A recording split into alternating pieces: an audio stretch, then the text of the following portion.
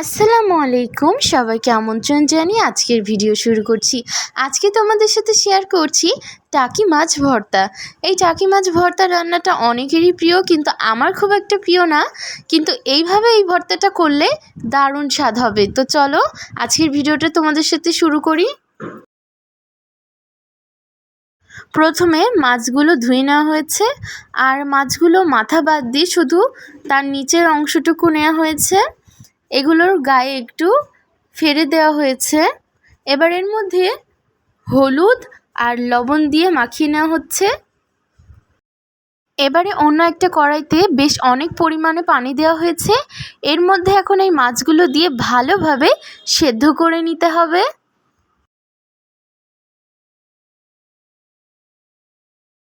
মাছটা যেন একেবারে বেশি সেদ্ধ না হয়ে যায়, সেদিকেও খেয়াল রাখতে হবে। এবার এগুলো সেদ্ধ হয়ে গেলে ভালোভাবে মাছের কাঁটাগুলো বেছে নিতে হবে, যেন একটা কাঁটাও না থাকে। প্রথমেই মাছের যেই মেরুদণ্ড মতো কাঁটাতে থাকে সেটা নিয়ে ভালোভাবে আর হাত দিয়ে কিন্তু কাঁটাটা বাছতে হবে। বাছা শেষ হয়ে গেলে অন্যদিকে একটা কড়াইতে তেল দিয়েছি। তেল গরম হয়ে আসলে এর মধ্যে দিয়ে দেওয়া হবে পেঁয়াজ আর মরিচ। পেঁয়াজ বেশি পরিমাণে দিতে হবে,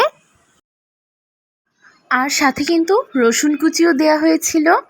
যারা এখনও আমার চ্যানেলটি সাবস্ক্রাইব করোনি তারা প্লিজ সাবস্ক্রাইব করে আমার পাশে থেকো, আর যারা আমার চ্যানেলটি অনেক আগেই সাবস্ক্রাইব করে রেখেছো তাদেরকে অসংখ্য ধন্যবাদ।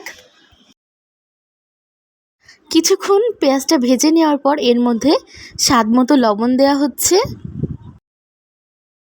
কিছুক্ষণ ভেজে নেওয়ার পর এর মধ্যে অ্যাড করতে হবে গুঁড়া মশলাগুলো। এর মধ্যে দেওয়া হয়েছে হলুদ গুঁড়ো, মরিচ গুঁড়ো আর ধনে গুঁড়ো দিয়ে ভালোভাবে মশলাটা আবারও ভেজে নেওয়া হচ্ছে। মশলা থেকে তেল ঝরতে শুরু করলে আর এই রকম সুন্দর একটা কালার চলে আসলে বুঝতে হবে যে মশলা ভুনা করা হয়ে গিয়েছে। এবার এর মধ্যে অ্যাড করতে হবে সেই বেছে রাখা সেদ্ধ মাছগুলো। এবার মাছ আর মশলাটা ভালোভাবে নেড়ে চেড়ে মিশিয়ে নিতে হবে।